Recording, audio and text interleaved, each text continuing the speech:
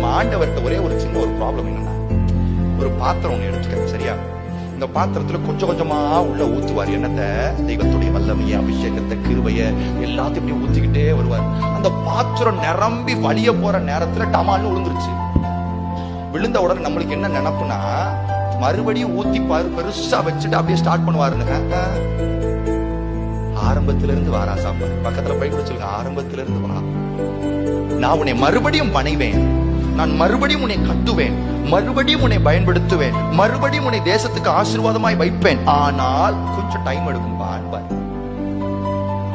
காலத்தையும் நேரத்தையும் பிரயோஜனப்படுத்திக்க. பிசாசுடைய பெரிய தந்திரம் என்ன தெரியுமா? அவன் உங்க நேரத்தை திருடுறதான். இந்த காலத்துல கர்த்தர் நோட் பண்ணி வச்சிருப்பாரு, என் மகன் இந்த நேரத்துல இந்த காரியத்தை இவனை வச்சு நான் செய்யணுங்கிற ஒரு பக்காவான பிளான வச்சிருப்பாரு. பேயோடைய பெரிய தந்திரம் என்ன தெரியுமா? இப்படி சின்ன சின்ன அற்பமான காரியத்துல தடிக்கி விட்டு கெப்பாசிட்டி இல்லாம வச்சிருப்பான். வச்சுட்டு ஆண்டவர் அந்த நேரத்துல பாப்பாரு, நம்மளுக்கு என்ன நினைப்புனா, அந்த காரியம் நம்மளை வச்சுதான் தெய்வம் கண்டிப்பா. சொல்லுங்க, சவுல் இல்லாட்டி தாவீது, யூதாஸ் இல்லாட்டி மத்தியாசு.